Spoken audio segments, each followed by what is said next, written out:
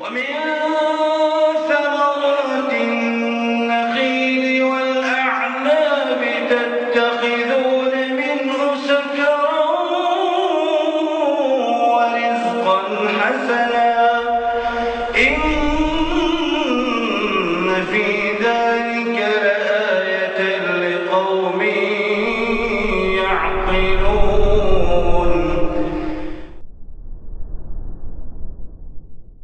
إن الحمد لله نحمده ونستعينه ونستغفره ونعوذ بالله من شرور أنفسنا وسيئات أعمالنا من يهده الله فلا مضل له ومن يضلل فلا هادي له أشهد أن لا إله إلا الله وحده لا شريك له وأشهد أن محمدا عبده ورسوله لا نبي بعده.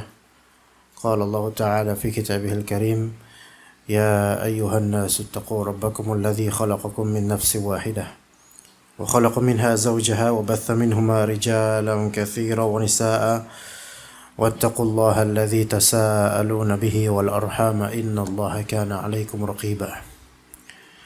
وقال تعالى: يا أيها الذين آمنوا اتقوا الله حق تقاته ولا تموتن إلا وأنتم مسلمون فإن أصدق الحديث كتاب الله وخير الهدي هدي محمد صلى الله عليه وسلم وشر الأمور محدثاتها وكل محدثة بدعة وكل بدعة ضلالة وكل ضلالة في النار. أما بعد, ikhwah sekalian rahimakumullah, kita lanjut hadis Nabi SAW yang ke-10 kalau salah. Sahih enggak? 11 afwan, 11. Baik, al-hadis al-hadi ashar, hadis 11 dari Al-Arba'in An-Nawawiyah. عن أبي محمد الحسن بن علي بن أبي طالب سبط رسول الله صلى الله عليه وسلم وريحانته رضي الله عنهما.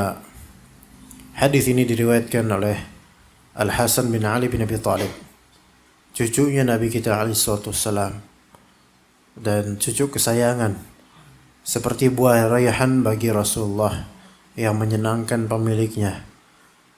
Maka berkata Al-Hasan bin Ali radhiyallahu anhuma, hafiztu min Rasulillah sallallahu alaihi wasallam da' ma yaribuka ila ma la yaribuka.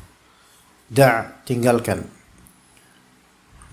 ma yaribuka ila ma la yaribuka. Tinggalkan hal yang membuatmu ragu menuju hal yang tidak membuatmu ragu. Tinggalkan meragukan dan pilihlah hal yang tidak meragukan. Taib, Al-Hasan bin Ali bin Abi Talib radhiyallahu anhuma adalah cucunya Nabi sallallahu alaihi wasallam. Dan di sini dikatakan sibt. Sibt itu adalah ibnul bint, wa ibnul ibn, atau disebut juga sibt itu adalah ibnul bint, putranya atau anaknya anak perempuan kita, cucu dari anak perempuan kita. Kalau misalnya hafid itu cucu dari anak laki-laki kita. Jadi ada sibt, ada hafid, dua-duanya sama-sama cucu, tapi jalurnya kalau sibt dari anak perempuan kita, kalau hafid dari anak laki-laki kita. Al-Hasan bin Ali radhiyallahu anhuma lebih afdal dibandingkan Al-Husain bin Ali. Tetapi orang-orang Syiah lebih memilih Al-Husain bin Ali disebabkan perasaan, yaitu pembunuhan terhadap Al-Husain memberikan efek kesedihan bagi orang-orang yang merayakannya atau orang-orang Syiah. Padahal dari segi afdaliyah, kebaikan, Al-Hasan ini lebih afdal. Al-Hasan lebih afdal. Sekiranya orang-orang Syiah itu jujur dalam mencintai Ahlul Bait, maka tentu mereka semestinya lebih mengagungkan Al-Hasan dibandingkan Al-Husain. Ya, jadi bukan hanya agama itu bukan sebatas perasaan, melainkan melihat dari hak dan kenyataan, kebenaran. Al-Hasan lebih afdal, maka tentu hendaknya lebih mentafdil atau mengunggulkan Al-Hasan dibandingkan Al-Husain. Tapi mereka itu memakai atau mengenakan atau mengendarai nama Al-Husain hanya sebenarnya untuk mentabirkan propaganda dan kesesatan mereka atas nama Ahlul Bait. Ya, jadi hal-hal seperti ini ya teman-teman sekalian, harap diwaspadai karena manusia atau syaitan, baik dari kalangan manusia ataupun jin, itu suka memberikan kamuflase dan isinya fata morgana. Tabirnya adalah agama, tabirnya cinta Ahlul Bait, tabirnya cinta keturunan Nabi SAW, tapi esensinya hanyalah fata morgana tak berdalil. Ibadah-ibadah dan ritual yang tidak berdasarkan Islam, bahkan kadang-kadang bertentangan dengan Islam, yaitu kesyirikan dan kebid'ahan. Nah, begitulah. Ya, kemudian Al-Hasan dan Al-Husain disebut oleh Nabi SAW sebagai kedua rayhan bagi beliau alaihissalam. Dan rayhan ini adalah suatu tumbuhan, pohon yang baik buahnya maupun bunganya disebut rayhan juga. Baik buahnya maupun bunganya disebut pula rayhan. Dan memiliki apa? Memiliki aroma yang enak. Tetapi dengan enaknya aroma, rasanya pahit. Rasanya pahit. Ya, oleh karena itu permisalan sebagian manusia dalam membaca Al-Quran, atau orang munafik misalnya membaca Al-Quran seperti rayhan. Iya, manis, aromanya enak, tetapi rasanya pahit. Ya, begitu. Taib, kemudian kata Nabi SAW, da' ma yaribuka ila ma la yaribuka. Da' artinya utruk, yaitu tinggalkan. Maka da' tinggalkan. Ya, ma yaribuka, yaitu ma yulhiquka bihi raibun wa syakkun wa qalaq. Sesuatu yang menyebabkan ada padamu keraguan dan qalaq. Ya, qalaq di sini bukan qalaq lebaran, bukan. Qalaq di sini apa? Itu kegoncangan hati, kegamangan. Goncang itu tidak mesti bersifat ekstrim, tetapi ada kalanya kegoncangan hati menyebabkan seseorang itu diam karena terjadinya talatumul amr.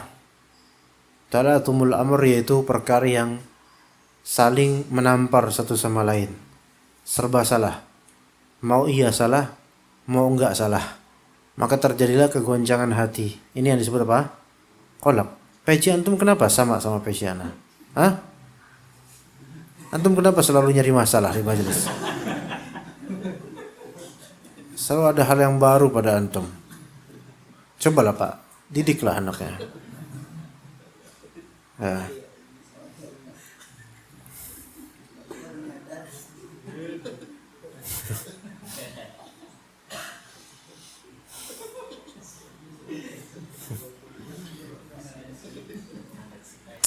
Antum tahu kalau misalnya pedang dikomparasikan dengan pisau tumpul itu menghinakan pedang.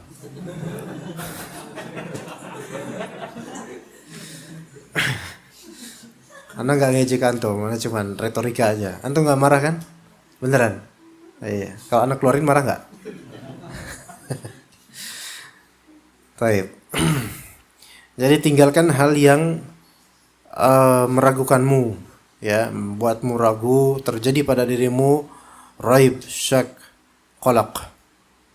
Ya.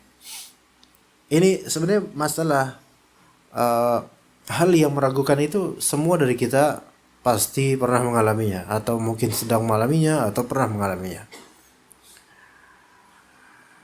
Orang-orang pun mereka manusia, mereka beragam sikap untuk menghadapi keraguan, kegoncangan dan kegamangan. Dan Rasulullah SAW memberikan taujihat, arahan demi arahan. Di antaranya hadis ini. Tinggalkan hal yang membuatmu ragu, gamang, bingung, ilama la yaribuka, kepada hal yang tidak membuatmu bingung. Tidak kepada hal yang tidak membuatmu ragu. Ya, begitu. Ini suatu prinsip atau manhaj dan juga metodologi sikap kehidupan. Karena setiap insan memiliki ujian, dan ujian terbesar ujian yang masuk ke qalbunya. وَلَنَبْلُوَنَّكُمْ بِشَيْءٍ مِنَ الْخَوْفِ وَالْجُوعِ وَنَقْصٍ مِنَ الْأَمْوَالِ وَالْأَنْفُسِ وَالثَّمَرَاتِ. Kalau antum lihat di sini, kami pasti akan memberikan kalian ujian dengan sedikit. Apa saja disebutkan 3, yaitu al-khauf, al-ju' dan naqs. Kalau antum perhatikan dari 3 ini mencerminkan seluruh ujian di dunia ini.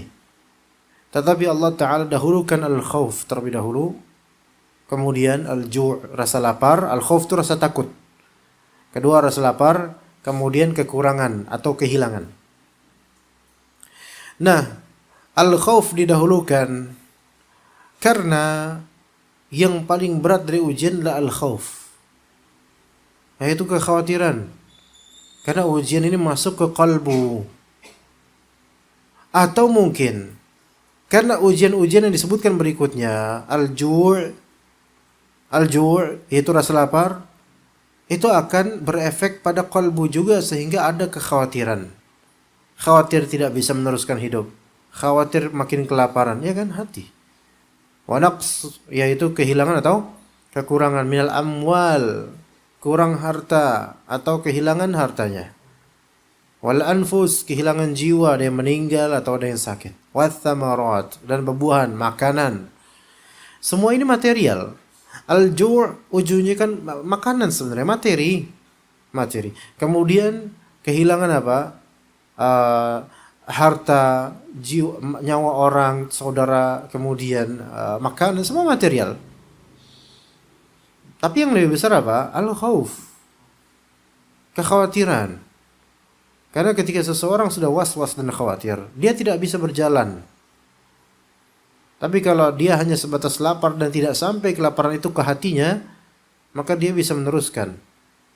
Begitu juga dengan kehilangan demi kehilangan. Kehilangan harta, tapi kemudian kalbunya tetap tenang dengan zikir, maka dia bisa meneruskan hidupnya dan Allah berikan gantinya.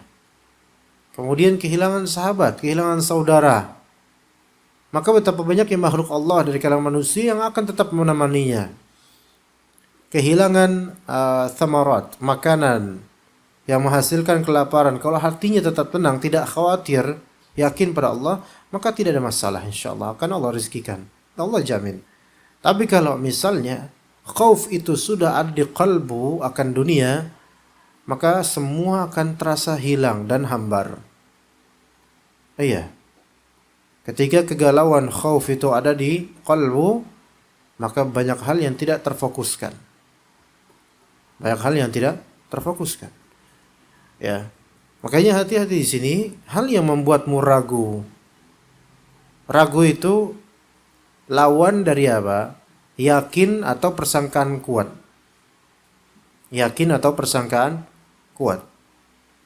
Ya, jadi keraguan lawannya adalah keyakinan atau persangkaan yang kuat. Maka barang siapa yang masih ragu, carilah sesuatu yang membuat keraguan itu hilang. Imma dia membangun keyakinan dengan premis demi premis yang kuat.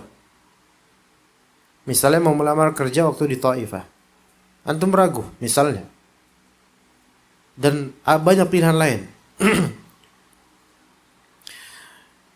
Kalau memang antum menginginkan kerja, misalnya di perusahaan ini, Taifah misalnya, antum pengen kerja, benar-benar pengen kerja, tapi kemudian timbul keraguan disebabkan apa?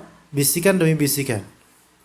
Dibilang mungkin Taifah madunya nggak murni atau gimana, banyak bisik, banyak syubhatnya. Misalnya ya, misalnya, dan itu hanya omongan misalnya. Atau mungkin fee-nya kurang, gajinya kurang, mukafaatnya kurang, atau mungkin situasi nggak kondusif di kantor, dan banyak hal yang membuat antum mempertimbangkan.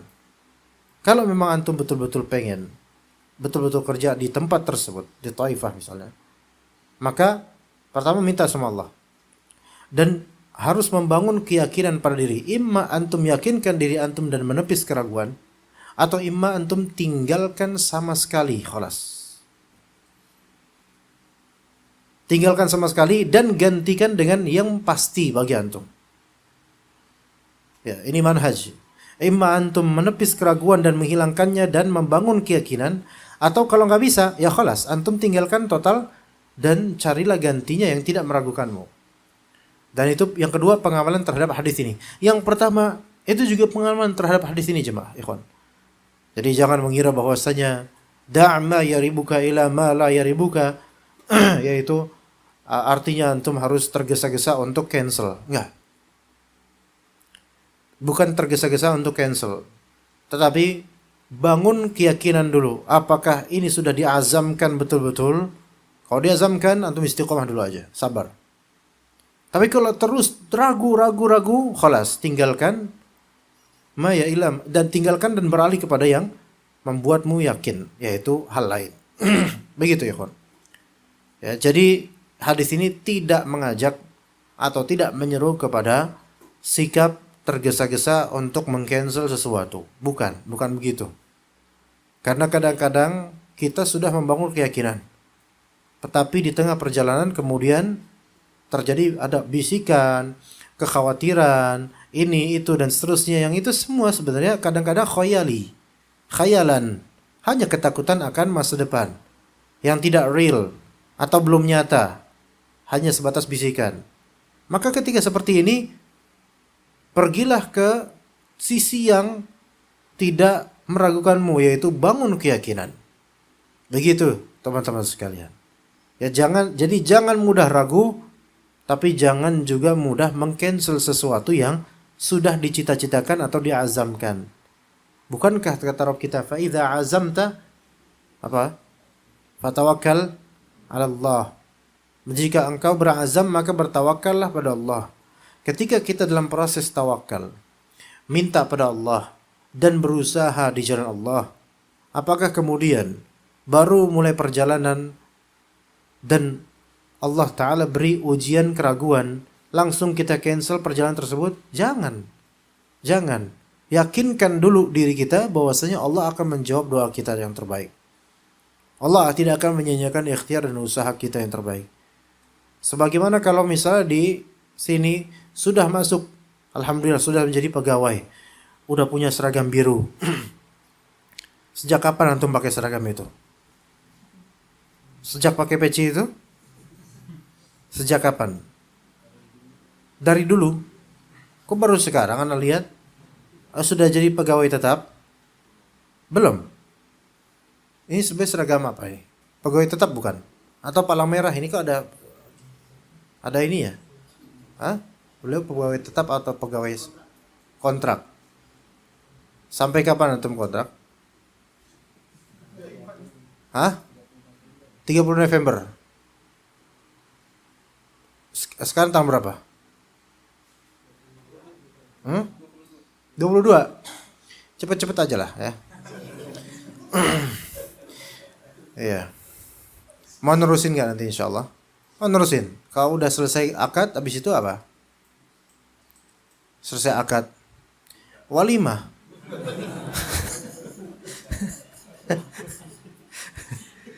Iya. Ibnuk. Ya, putra itu Masya Allah. Jadi selama beliau masih ada di sini, antum akan selalu di sini ya, insya Allah ya. Iya, temenin beliau, udah tua. Taib. Jangan ragu insya Allah. Di Taifah ini Masya Allah, antum tancapkan keyakinan. Jangan dengarkan bisikan-bisikan eksternal. Iya, teguhkan di sini. Ada pengajian, enak kan? Bisa duduk di depan. Iya, dengan aman, nggak dibully, nggak diejek, enak. Nah, iya, alhamdulillah. Taib. Ikhwas sekalian, dikatakan oleh Syekh Utsaimin rahimahullah, hadis ini termasuk jawami'ul kalim. Afwan Anda nggak bisa teriak ikhwan, Anda lagi save energi ya. Karena Anda nggak mau habis energi Anda lagi saving apa namanya? Kalau di HP itu apa? Battery saver ya. Anda lagi iniin baterai Anda. Ntar apa supaya energinya nggak terkuras ya. Jadi nggak bisa teriak. Taib, hadis ini termasuk jawami'ul kalim, yaitu termasuk kalimat yang simple tapi menjamak banyak permasalahan dan kasus. Dan betapa bermanfaatnya hadis ini bagi hamba kalau misalnya dia menjalani perintah ini. Ya. Karena hamba itu, manusia itu di dalam kehidupannya banyak sekali tertimpa dengan atau terkena dengan apa? Syak, raib, qalaq, yaitu keraguan, kegamangan, sampai dia menatap sesuatu dan dia tidak mengerti apa yang dia tatap. Karena yang sedang dia pikirkan itu terlalu dalam sehingga dia tidak bisa fokus dengan panca inderanya. Iya, dia mendengar sesuatu dan dia tidak paham apa yang dia dengar. Saking dalamnya pikiran dia. Iya, ada yang seperti itu. Kan kita seperti itu. Pikiran misalnya lahiran anak, kemudian sesar, kemudian diancam oleh pihak perusahaan, pihak rumah sakit, Pak, ini kalau nggak pakai BPJS bayarnya bisa mahal Pak. Berapa? 20 jutaan mungkin Pak. Coba antum gitu, dengan tanpa tabungan antum disuguhi ancaman semacam itu. Sementara istri antum butuh sesar misalnya, dan antum gak ada duit, mau minjem masih punya utang juga, mau gimana ayo? Kemana jalannya? Ya cuman ke Allah tetap. Iya, tetapi kan betapa adanya bapak-bapak yang diperlakukan yang semisal, kemudian kepikiran dia bingung harus mencari dari mana. Apalagi kalau bapak-bapak udah tua, tidak punya skill dan baru di PHK lagi. Nah ini punya apa kholas? Jual rumah pun ngontrak, rumah orang nggak bisa kita jual. Nah repot. Mau gimana? Ya? Iya. Mau gimana? Terjadi ini keraguan. Maka ketika ini meragukan, carilah hal yang membuat kita tidak ragu. Tapi dalam kondisi seperti ini tertabrak, mau nggak sesar, tapi dokter rekomendasikan, takutnya malah parah nanti kalau lahiran normal. Dan mau disesar pun nggak ada duitnya. Langsung merujuk kepada Allah dan yakinkan diri kita bahwasanya Allah akan menolong. Tapi harus ikhtiar, cari. Habis doa betul-betul dan yakin akan pertolongan Allah, jalan dan cari. Akan ketemu. Dan bahkan ancaman tersebut belum tentu real. Dan ini terjadi sebenarnya pada anak pribadi. Anak waktu lahiran anak kedua, anak tidak punya tabungan, hanya beberapa juta doang yang anak punya. Hanya berapa juta doang. Dan anak gak mau pakai BPJS. Itu setiap hari, pagi, siang, malam, sore, dan kalau ada bagian waktu lainnya mungkin nambah lagi tuh. Itu apa? Para dokter dan juga para kasir itu, Bapak nggak pakai BPJS Pak? Yakin Pak? Gitu terus tuh. Bapak nggak pakai, itu udah semua gitu. Bapak nggak pakai BPJS. Akhirnya betul sebelum terjadinya operasi penjadwalan, anak dipanggil oleh beberapa pengurus dokter ya, dokter. Ini dijelaskan kronologinya nanti gimana. Ini Pak, pembayarannya Bapak kan nggak pakai BPJS. Kami betul-betul mau memperbincangkan masalah ini. Khawatirnya nanti ya takutnya Bapak terbebani dengan biaya. Karena kemungkinan sangat besar Pak biayanya Pak nanti Pak. Taib. Seberapa besar Bu? Mungkin bisa kita bincangkan lebih spesifik di sana. Akhirnya kita ngobrol. Berapa Bu? Bisa mungkin jangan-jangan bisa 20 juta Pak, gini-gini. Anda enggak, jangankan 20 juta. Lebih dari 10 atau mungkin Anda ketika itu hanya berapa juta doang Anda punya. Ya. Lalu apa yang terjadi pada diri Anda? Bismillah Bu. Saya enggak pakai BPJS, saya bayar sendiri insyaallah. Langsung dalam detik itu juga. Sampai ibu-ibu tersebut putus asa untuk membujuk anak, karena dibujuk tiap pagi siang sore malam untuk pakai daftar BPJS di rumah sakit tersebut. Nggak mau Anda. Hatta Anda nggak punya duit segitunya, terancam dengan sekian 20 juta lebih untuk sesar ini. Bismillah Bu, saya nggak pakai BPJS, saya tetap bayar sendiri, insya Allah. Oh ya udah Pak, kalau emang itu pilihan Bapak, ya udah mau gimana lagi. Apalagi Anda pasang muka serem ketika itu. Iya, dan Anda nggak pakai masker karena belum pandemi, ya. Karena jenggotnya kelihatan. Ya, insya Allah Bu, Bismillah. Oh ya sudah kalau itu. Ternyata apa yang terjadi pas pembayaran? Nggak nyampe 10 juta. Nggak nyampe 10 juta. Alhamdulillah. Dan anak nggak panik kemudian setelah dibegitukan diancam 20 juta. Nggak panik nyari siapa? Nyari donatur, nyari orang atau nyari orang buat minjem, nggak. Enggak, karena Bismillah aja kalau emang sampai segitu. Nggak percaya gitu udah. Yakinin aja kalau nggak sampai segitu. Akhirnya nggak segitu. Enggak segitu. Alhamdulillah.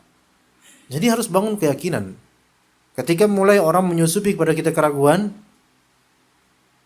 dan keraguan tersebut tidak real bagi kita, maksudnya apa sih gitu? Dah. Cari yang yakin. Bangun keyakinan. Fa idza azamta fatawakkal 'ala Allah. Dan Anda sedang menghadapi rijal, laki-laki. Laki-laki itu hidupnya tidak boleh dikaluti dengan keraguan. Harus didasari dengan keyakinan. Yakin kalau misalnya Allah bantu kita. Kalau pengen azam masalah, yakin bisa insyaallah. Kalau memang ternyata sudah doa dan sudah meyakinkan diri dan berusaha, qadarullah Allah Ta'ala kemudian pilihkan jalan takdir yang lain yang tidak sesuai dengan jalan keinginan kita, maka pastilah itu yang terbaik buat kita. Insyaallah tawakal sama Allah tidak akan rugi. Barang siapa yang meminta pilihan dari Allah, Allah tidak akan mengkhianati pilihan. Dan barang siapa yang bertawakal pada Allah, Allah tidak akan menyia-nyiakannya. Jadi begitu. Ya. Jadi keraguan itu disingkirkan. Ad-dharar yuzal sebagaimana syak juga yuzal.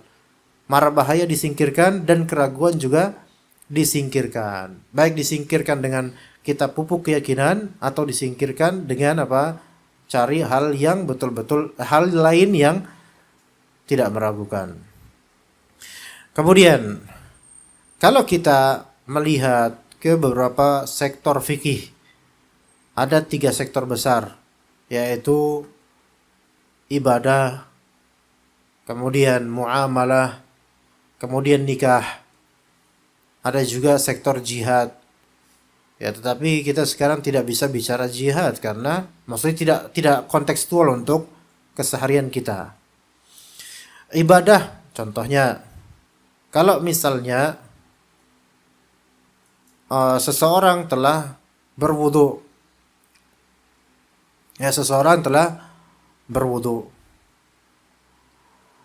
kemudian ketika dia sholat, ini contoh selain di kitab ya. Ketika dia sholat, ada was-was di kalbunya. Ini saya tadi batal nggak ya? Karena perut saya agak sakit, batal nggak ya? Nah, ini terjadi was-was dan syak. Maka yang wajib atas dia adalah apa? Meng-cancel sholat nggak? Ya jangan di-cancel sholatnya. Nah ini latihan supaya tetap teguh dalam sholat, dalam beribadah, tetap teguh dalam prinsipnya, tetap sholat. Kalau itu cuma keraguan tak terbuktikan, maka kholas. Al-bina 'alal asl, yaitu membangun perkara di atas dasarnya, asalnya, yaitu dia tadi udah wudu, udah suci, nggak usah dibatalkan sholatnya. Ya. Nah kasus lain dalam ibadah juga, dia udah wudu. Kemudian batal sholatnya, batal wudunya disebabkan buang angin. Ya, kentut ya. Itu batal wudunya kan? Batal wudunya. Tapi setelah buang angin itu ada masa dan jarak waktu antara buang angin dengan sholat. Sekian jam misal atau sekian banyak menit. Nah kemudian dia pun sholat berjamaah. Nah di dalam sholatnya itu dia ragu. Saya tadi udah wudu atau belum ya? Saya udah wudu atau belum ya? Terjadi keraguan. Tapi yang meyakinkan sebelumnya adalah dia udah kentut, dia yakin itu, dia tadi kentut, buang angin, itu yakin. Nah, ragunya adalah dia apa? Udah wudu atau belum. Maka dia ingat-ingat dalam sholatnya. Dan jangan kelamaan ingatnya. Dia masih diri, imam udah sujud, dia masih diri ngingetin tadi, enggak juga yang gitu. Siapa coba ingetin ya?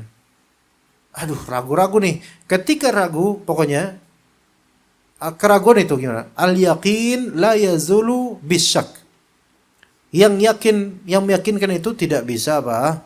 Tidak bisa dihilangkan dengan keraguan. Sekarang dalam konteks yang kedua ini, konteks yang Anda ceritakan barusan ini, mana yang yakin, mana yang ragu? Poin mana yang yakin, poin mana yang ragu, ikhwan? Poin yang yakin adalah berhadatsnya dia dengan kentut itu, ya. Itu ya yakin. Dia yakin itu karena dia ingat dia kentut. Yang ragu adalah dia udah wudu atau belum. Maka manhaj yang benar menyikapi ini dalam sholat gimana? Apakah batalkan sholat kemudian wudu atau tetap sholat? Membatalkan sholat. Karena itulah yang yakin bahwa dia telah batal. Ya, dia batalkan sholat. Terus kemudian dia wudu, ya kan? Karena kentut kan wudu. Taib. Setelah wudu dia kembali ke shaf ya. Apakah dia meneruskan sisa sholatnya atau mengulang dari awal? Mengulang dari? Ya, taib. Mengulang dari awal. Begitu. Ya, seperti itu yang benar. Kemudian keraguan dalam masalah muamalah. Dalam masalah muamalah. Misalnya dalam masalah muamalah antum beli jeruk, ya. Beli jeruk. Dan ini walaupun ini bukan dalam ke agama, tetapi tetap bisa pakai hadis ini. Ya, beli jeruk. Atau jangan beli jeruk. Antum beli bakso. Ya. Antum beli bakso. Ada bakso Kadipolo. Ada bakso Kadi apa yang satunya lagi? Hah? Kadimin ya, udah Kadimin. Ya. Nah, ini bakso Kadimin yang ngolah itu enggak pakai enggak pakai plastik tangan, apa namanya? Sarung plastik apa? Hah? Hand glove. Emang gitu glove? Glove namanya. Sarung tangan tapi dari plastik. Hand glove juga namanya. Oke. Yang satunya yang Kadipolo profesional dia. Pakai plastik. Sarung tangan plastik. Antum ketika ke bakso Kadimin ini antum melihat ini orang udah samsuan, ya kan? Terus nggak pakai ini. Terus samsunya kalau udah selesai ngudut, bukan selesai, apa namanya? Rehat ngudut ya, ditaruh di jerujiban. Iya. Karena sebagian tukang bakso kayak gini emang. Taruh di jerujiban itu. Dekat oli-olinya itu. Nah, terus dah diolah itu. Baksonya juga mencurigakan, totol-totolnya kadang-kadang ada yang ada yang dikabarkan, ada yang melihat di baksonya pas dibelek ternyata ada kaki kecil. Ya, kaki apa itu? Kaki werok, ya. Kaki tikus, ya. Ada yang kabar-kabar desas-desus infotainment, ya. Ini meragukan ini. Ya. Nah, kalau ke Kadipolo ini tempatnya bagus, enak dan pakai sarung tangan dan enggak samsuan. Iya. Marlboro, ya. Enggak samsuan. Enggak Marlboro, enggak Samsung, ya. Nah, kemudian ini antum ragu kepada yang Kadimin ini. Maka boleh pakai manhaj ini. Tinggalkan yang meragukan, udah cari yang pasti-pasti aja. Begitu. Ya. Itu termasuk bisa. Kalau antum mengamalkan itu untuk yang ini, dengan iktibas dari hadis, tetap dapat pahala karena antum sedang tafakur tentang hadis dan mengamalkannya. Dapat pahala insyaallah. Walaupun urusan bakso. walaupun urusan bakso. Baik, kemudian itu dalam muamalah. Juga dalam nikah ada prinsip gini dalam nikah atau tentang nikah ya. Jangan ngemis, cari yang sama-sama butuh. Ya, Mas Roh ya. Jangan ngemis, cari yang sama-sama butuh. Ngerti nggak maksudnya ya, kawan? Ya udah nggak usah dijelasin ya. Nggak usah. Jangan ngemis. Ya, bikin malu. Karena wajah antum udah kayak gitu, jangan ngemis. Iya. Cari yang sama-sama butuh, langsung dicatat. Antum langsung buka buku langsung nyatat apa gimana nih? Iya, cari yang sama-sama butuh. Antum butuh nikah sama dia, dia butuh nikah sama antum. Kalau antum ketemu dengan yang enggak butuh sama antum, itu meragukan. Nah, maka cari yang sama-sama membutuhkan untuk berumah tangga, maka alhamdulillah. Ya, itu termasuk prinsip apa? Da'ma yaribuka ila ma la yaribuka. Tapi enggak mesti. Kadang-kadang yakin sudah ada antar antum atau antar kedua belah pihak nih. Tetapi kondisi tidak memungkinkan misalnya. Tetapi keduanya sama-sama yakin insyaallah mau bisa. Hanya saja kondisinya misalnya nggak memungkinkan. Maka yang seperti ini tetap ada keyakinan. Namun kemudian syaitan akan membisikkan untuk ragu. Mesti gitu. Ragu. Namanya ragu. Nah, keraguan ini dari mana? Ada nggak alasannya? Real atau tidak? Nyata atau tidak? Kalau ternyata itu cuman keraguan karena lapuknya waktu, maka antum kembali ke keyakinan asal. Itu, seperti itu kaidahnya. Antum kembali ke keyakinan asal bahwa insyaallah bisa. Begitu. Tapi kalau keraguan tersebut ada alasan yang betul-betul syar'i sehingga meragukan bahkan sampai ke nggak mungkin, maka khalas, antum tinggalkan dan cari yang yakin, yang meyakinkan. Itu dalam urusan pernikahan. Begitu ya. Nah, kemudian ya ikhwan, ketika misal ada calon tapi walinya atau orang tuanya, ya antum kan ini laki-laki semua, nah bicara sama laki-laki berarti kan calonnya perempuan gitu. Walinya nyuruh, biasa orang awam kan gitu, nyuruh setahun 2 tahun lah saling kenalan. Lama nggak tuh ikhwan? Lama itu. Entah itu bahasa penolakan atau gimana nggak tahu itu. Setahun atau 2 tahun lah kalian saling mengenal. Lah banyak orang-orang kayak gitu prinsipnya. Kenal dulu, kenal deket. Bahkan mungkin zina dulu, jangan-jangan gitu biar di-taste ya. Dirasain dulu. Cocok nggak nih jadi bini? Kayak gitu gimana itu?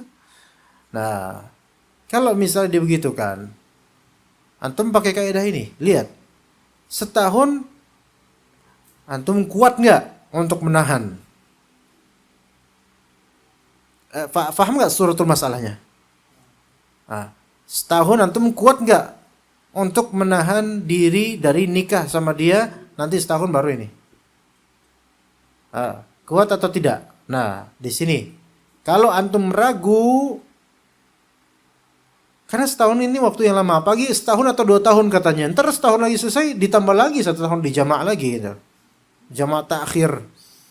Ya, ragu, maka cari da'ma yaribuka ila ma la yaribuka, itu kalau antum ragu. Tapi kalau setahun ini antum ready Pak, siap, saya emang setahun ini bakal punya banyak proyek. Ya, misalnya proyek apa? Ngabisin madu segudang Thaifah misalnya. Ya, proyek apa misalnya saya mau nulis buku 5 jilid misalnya. Proyek apa saya mau ngurusin haji dan umrah. Banyak proyek satu tahun ini. Insyaallah saya siap kalau misalnya memang disuruh tunggu setahun. Kalau emang yakin siap, ya bismillah, azam. Lanjutkan. Tapi kalau antum adalah ahli gabut, ya. Di kantor bengong, di kajian bengong, pas ditanya ngeliat ke bapaknya, ya ini, yang seperti ini, Ya nggak tahan 1 tahun karena kebanyakan khayal, halunya banyak. Bengong, kepikiran sana, ini kepikir. Udah yang seperti ini, udah antum jangan nama yang itu deh. Cari yang simple cepet. Minta sama ini bapaknya, Pak, cariinlah Pak.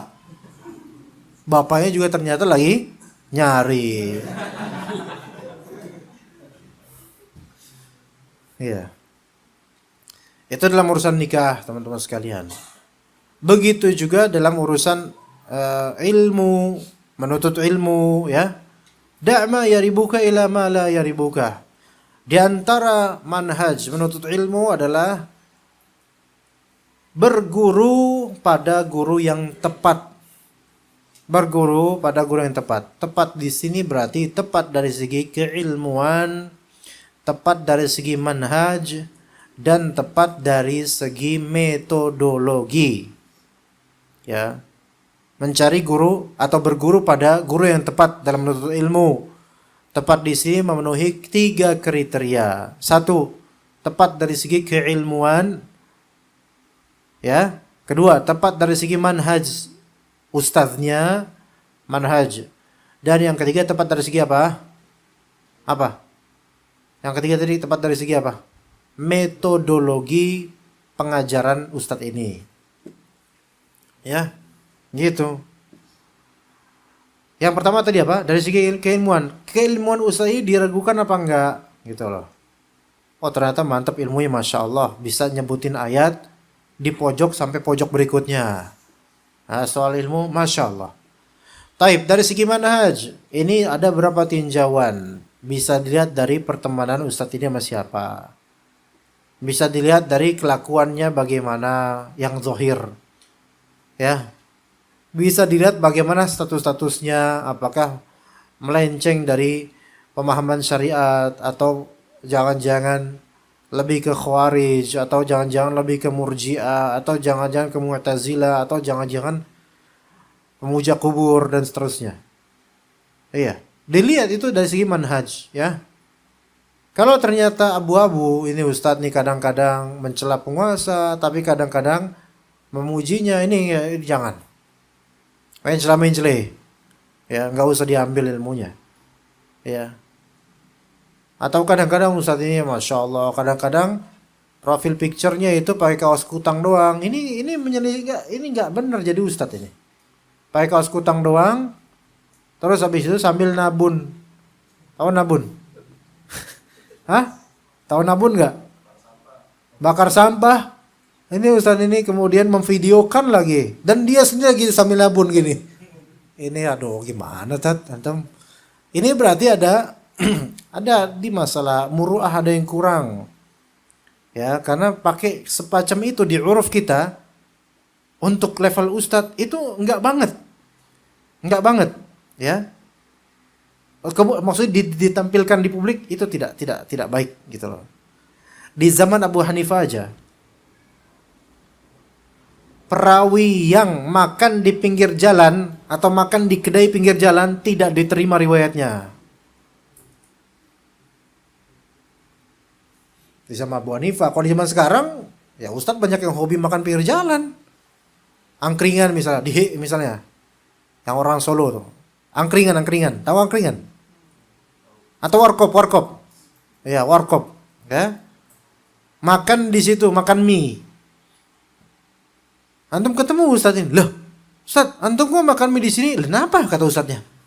Wah, antum majruh, antum dijarah, sekarang antum nggak diterima riwayatnya. Ustadz ini, emang selama ini anda ngeriwayatin apa kan antum? Anda cuma ngejelasin Arba'in Nawawi ya, akhi. Anda nggak ngeriwayatin hadis. Pokoknya kami nggak menerima ilmu dari antum, kata orang ini. Ya, terus ustadz nanya, emang antum pernah ngaji amali di mana? Belum pernah, ustadz. Ya udah, nggak usah ngomong, ya. Ya gitu. Tapi cuma sekarang nggak apa-apa. Sekarang biasa kayak gitu biasa. Selama makan di warkopnya nggak pakai kaos kutang doang. Nah ini baru. Ya di zaman Abu Hanifah seperti itu ya kawan. Di zaman Syu'bah bin al-Hajjaj sampai beliau atau lainnya dari ahli hadis itu jarah itu yaitu apa ya? Mendiskreditkan, tidak menganggap kredibilitas seorang perawi yang mana terlihat perawi ini naik gerobak sapi. Gerobak sapi, kan? Tahu gerobak sapi? Kan di desa-desa kan ada tuh. Sapi jalan narik gerobak isinya padi-padi ya. Masa aneh orang kota tahu, antum yang desa nggak tahu? Atau antum semua tahu, cuman saking taunya antum nggak kayak gini, saking taunya karena itu kehidupan antum, ah. Jalan pakai gerobak. Itu ada dulu namanya siapa, Al-Qa'qa atau Zazan atau siapa nama perawinya ini. Dia perawi hadis, ahli hadis. Lagi naik gerobak itu, sapi narik. Dia narik gerobak, dia di atas gerobak itu ditarik sama sapi. Maka dilihat oleh salah satu ulama ahli hadis. Ini nggak bisa diambil riwayat hadis ini dari orang kayak gini nih. Kenapa? Karena pada saat itu naik di atas gerobak sapi itu menurunkan muru'ah, kewibawaan seorang ahli hadis. Begitu. Nah sekarang kalau antum melihat ada ustadz naik delman, ayo gimana? Hah? Gimana menurut antum? Diterima nggak ilmunya? Ustadz naik delman. Naik delman istimewa, aku duduk di muka. Iya. Dan duduknya di muka Pak Kusir yang sedang bekerja.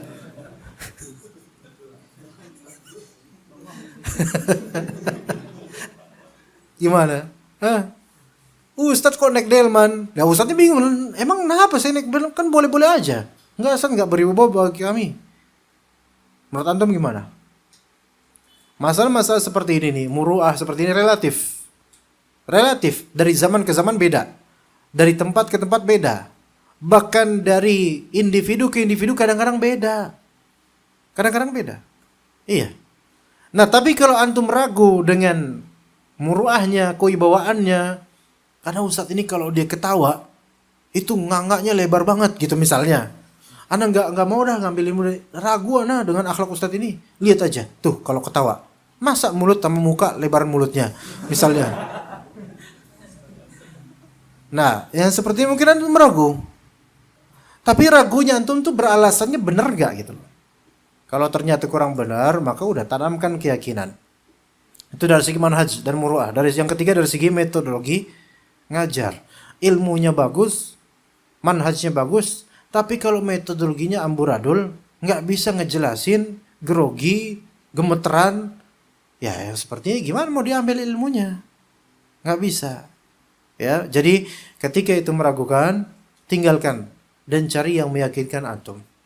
Gitu ya. Cari yang meyakinkan antum. Itu dari segi apa? Dari segi ilmu, dari segi ilmu. Taib. Ada yang mau bertanya nggak, ikhwan? Ini hadis pendek. Ada yang mau bertanya? Ada pertanyaan? Ada yang mau bertanya langsung silahkan. Atau mau nulis juga nggak apa-apa.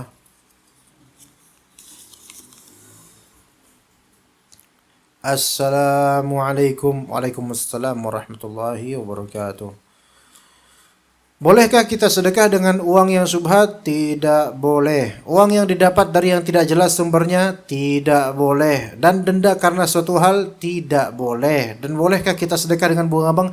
Tidak boleh. Akhi, tidak boleh sedekah dengan hal yang haram atau bersyubhat. Innallaha tayyibun la yaqbalu illa tayyiba. Sesungguhnya Allah itu maha baik, tidak menerima kecuali yang baik-baik saja. Yang boleh adalah dia memberikan uang syubhat atau haram tersebut kepada pihak yang berhak mendapatkannya dalam rangka bukan sedekah melainkan apa? Membersihkan harta. Ini yang benar. Bedakan antara sedekah dengan badrul mal li tanzif li zakatihi li tanzifihi, yaitu mengerahkan uang untuk apa? Untuk membersihkan harta kita. Ini bukan sedekah namanya. Ini membersihkan harta. Ya makanya tadi Anda bilang tidak boleh semua. Iya. Kenapa yang syubhat tidak boleh padahal syubhat itu belum tentu juga haram? Iya, belum tentu haram. Tapi kan kita udah pelajari hadisnya, sebaiknya jangan pakai yang syubhat kalau mau sedekah. Gitu ya. Nah, sekarang Kalau sedekah itu bebas, mau ke siapapun arahnya itu kena semua. Sedekah ke orang kaya kena juga, pahalanya ada. Sedekah ke orang miskin lebih bagus lagi. Sedekah ke orang yang stabil, alhamdulillah. Tapi kalau misalnya membersihkan harta dari harta haram, itu tidak boleh ke semua pihak. Tidak semua pihak bisa kita serahkan pada mereka harta haram ini. Yang hanya boleh adalah siapa? Baik pihak maupun usaha, yaitu usaha-usaha duniawi, ya, untuk maslahat keumuman manusia. Yang biasa dicontohkan oleh ulama apa? Membuat jembatan, mengecor jalan umum publik, bukan jalan pribadi. Mengecor jalan umum publik. Gitu.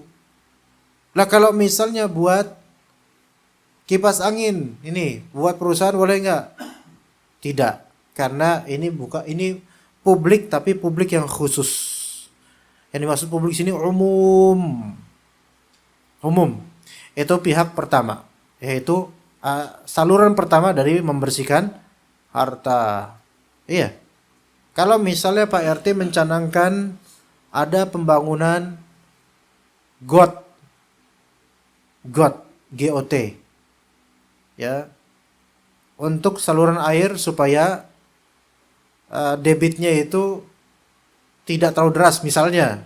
Ini maslahat untuk siapa? Umum nggak? Untuk umum. Maka boleh, ya, antum bersihkan harta antum, kasih harta itu kemana? Ke Pak RT atau ke GOT-nya? Ke GOT-nya, ya. Siapa yang jawab ini? Antum minum madu nggak sih kok bahlul gitu, ya? Ke Pak RT-nya, ya. Nah, jangan kasih ke GOT-nya. Bahlul itu jangan diborong lah, ya. Nah, kemudian kalau yang kedua, pihak yang kedua itu fakir miskin. Fakir miskin. Meskipun fakir miskin ini spesifik, iya. Pak Panjul misalnya dia fakir miskin. Fakir dia atau miskin. Penghasilannya tidak sebanyak pengeluarannya. Maka yang seperti ini boleh disalurkan padanya. Loh, kok gitu? Iya, karena fakir miskin ini, ya, sebenarnya adalah hak dan kewajiban atas keumuman masyarakat untuk membantunya. Paham nggak di sini, ikhwan? Nah itu, jadi boleh fakir miskin. Fakir miskin beneran, bukan yang kelihatan muka miskin.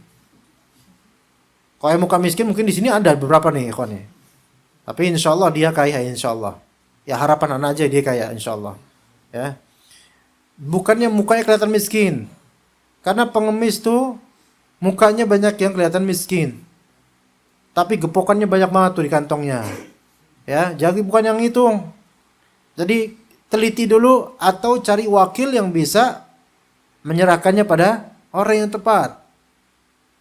Misalnya bunga bank tadi, sebagian ulama membolehkan kita save money di bank ribawi, ya, kalau memang mempersulit untuk bank syar'i yang tidak ada bunganya. Tapi ini bank ribawi ada bunganya, apalagi pengusaha, ya, perlu banyak punya akun rekening akun, ya.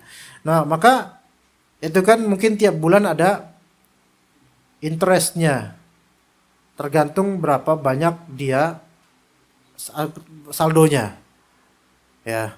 Misalnya dia ada interest bulan ini 50.000, itu besar berarti dia saldonya 50.000. Maka dia ambil 50.000 itu lewat ATM, boleh diambil dan dia serahkan ke pihak fakir miskin atau pembangunan umum. Bukan pembangunan khusus untuk perusahaan tertentu atau maslahat individu tertentu, bukan. Atau dia kasih ke fakir miskin. Boleh juga dengan cara dia hitung berapa yang ada di rekeningnya dari bunga tersebut. Misal dia punya ada 3 rekening. Ya, rekening pertama man, rekening kedua bini, rekening ketiga ya. 3 rekening ini semuanya berbunga. Maka antum observasi baik dari rekening koran atau banking atau lihat Dijamak semuanya ternyata 250.000 misalnya.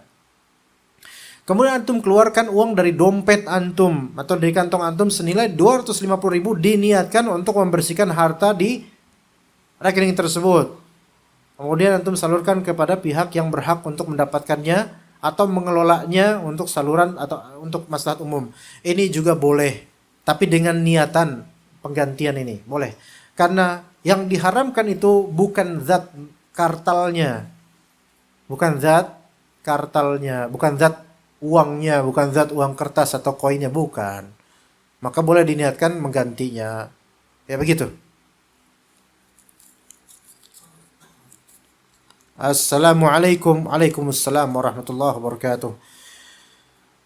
Pak Ustadz, saya minta doain biar saya lancar baca Al-Quran Pak Ustadz, insya Allah. Semoga Allah Ta'ala membuat penanya ini dan semua dari kita lancar membaca Al-Quran, baik membacanya. Kemudian kata Nabi SAW, Al-mahiru bil-Qur'ani ma'as safaratil kiram.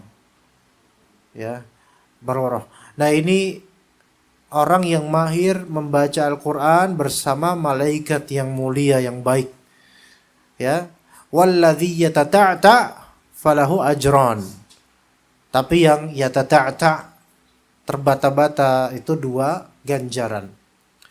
Cuman para ulama menafsirkannya beda. Apakah terbata-bata di sini maksudnya adalah tajwidnya kurang atau memang dia membacanya yang putus-putus? Atau dia membacanya putus-putus? Itu ulama berbeda pendapat soal ini. Wallahu alam. Al-muhim, siapa di antara kita yang berijtihad dan sedang giat dan getol untuk istiqomah membaca Al-Qur'an walaupun agak kurang, ya, maka semoga pahalanya double. Tapi yang bagus bacaannya bukan double lagi, bukan triple lagi. Allah yang menentukan berapa kali lipat itu. Itu. Jadi perbagus bacaan.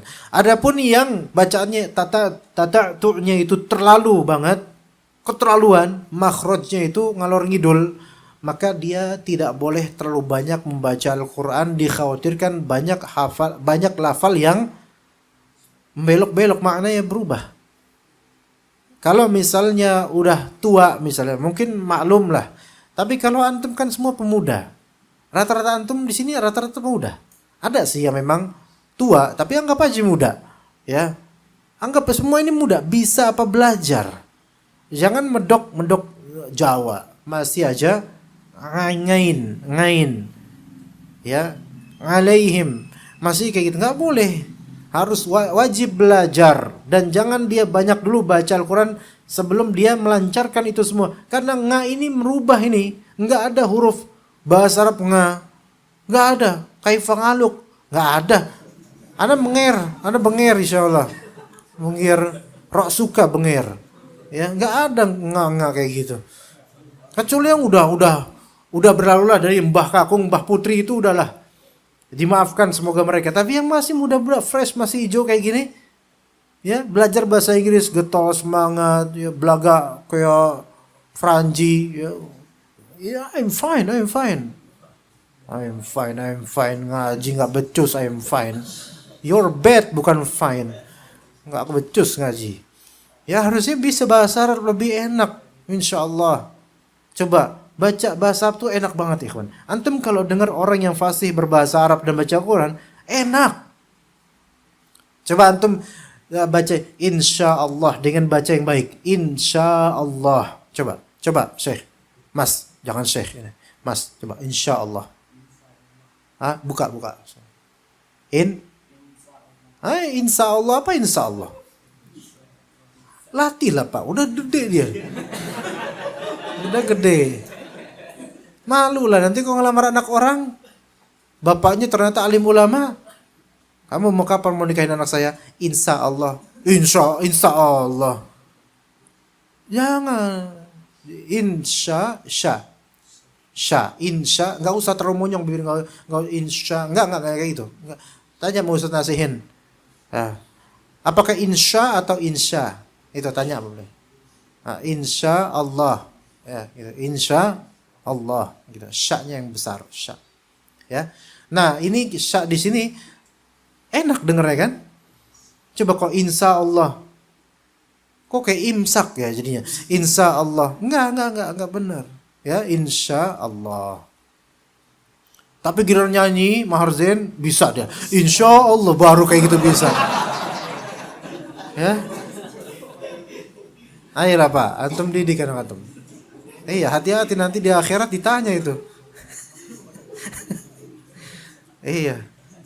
Kata beliau ini, saya lagi istiqomah belajar Al-Quran Pak Ustaz, biar saya hafiz. Allahumma amin. Semoga Allah jadikan penanya ini hafal Al-Quran, dan semoga Allah jadikan hafalannya menjadi hujah yang baik buat dia, bukan hujah atasnya. Taib. Ayo Fadal. Jam segini ya ikhwan. Anak kepanjangan dalam menjelaskan ini. Assalamualaikum. Waalaikumsalam warahmatullahi wabarakatuh. Ustadz, umur Anda 18 tahun. Masya Allah. Berilah nasihat untuk hidup ini. Masya Allah. Hah? Masya Allah. Atau mau dapat arahan buat hidup ini, coba tanya Iwan Fals untuk tanya. Iya. Iya.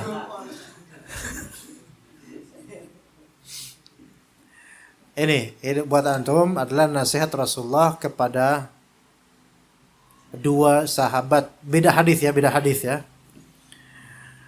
nasihat buat akh ini ya, yang dimuliakan oleh Allah. Ada sangat mencintainya karena Allah. Masya Allah. 18 tahun itu ya, berarti kalau sweet 17 ya. Iya. Itu pas 17 sweet, pas 18 bitter 18. Iya. Nah, ini dua hadis. Hadis Ibnu Abbas dan hadis Mu'adz bin Jabal. Ya. Sama-sama hadis untuk pemuda, syabab atau anak kecil. Ya. Anda enggak mengatakan ini anak kecil enggak? Tapi ini bermanfaat buat anak kecil, buat kita semua bermanfaat. Kata Rasulullah SAW kepada Ibnu Abbas apa? Ya gulam inni u'allimuka kalimat. Wahai, ini udah pernah dibahas kalau nggak salah. Wahai anak pemuda, aku ajarkan kepada kepadamu beberapa kalimat. Ihfazillaha yahfazka. Ihfazillaha tajidhu tujahaka. Wa idza sa'alta fas'alillah wa idza ista'anta fasta'in billah. Wa'lam anna al-ummata law ijtama'u an yanfa'uka bi syai'in lam yanfa'uka bi syai'in illa bi syai'in qad katabahu Allahu lak wa in ijtama'u wa in ijtama'atil ummah ala an yadurruka bi syai'in lam yadurruka illa bi syai'in qad katabahu Allahu 'alaika. Rufi'atil aqlam wa jaffatis suhuf.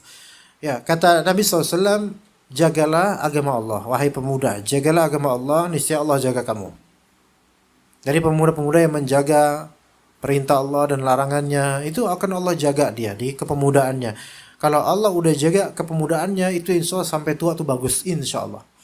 Kemudian ihfazillaha tajidhu tujahka. Jagalah agama Allah, niscaya Allah akan senantiasa membimbingmu.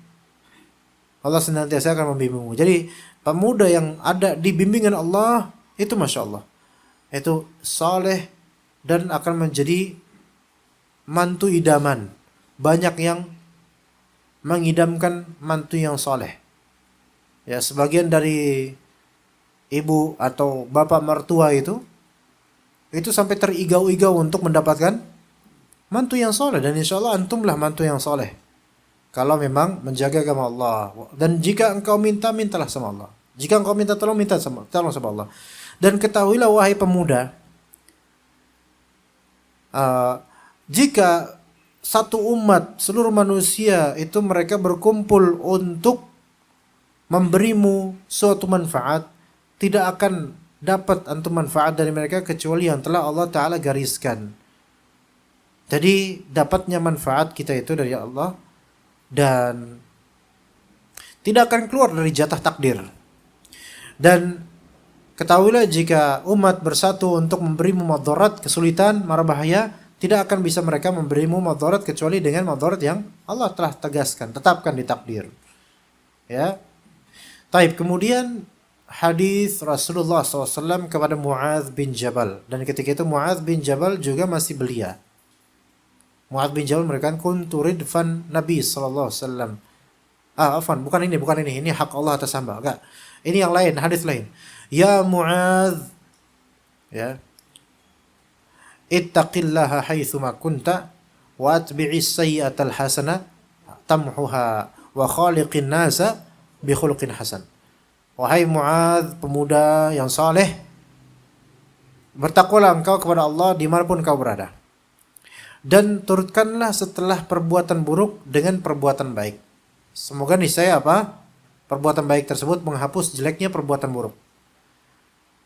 Wa khaliqin nasa bi khuluqin hasan. Dan perangailah kepada manusia orang-orang dengan perangai yang baik. Itu nasihat-nasihat ana untuk hidup, ya. Masya Allah. Untuk hidup, ya. Antum nggak perlu dengerin album Iwan Fals lagi, ya. Insya Allah nasihat tadi jauh lebih baik, ya. Insya Allah, ya. Semoga bermanfaat untuk penanya dan juga ana dan juga antum semua. Tapi kita cukup sampai sini aja insya Allah. Wassallallahu ala nabiyyina Muhammad wa ala alihi wa sahbihi ajma'in. Subhanakallahumma bihamdika asyhadu an la ilaha illa anta astaghfiruka wa atubu ilaik. Wassalamu alaikum warahmatullahi wabarakatuh.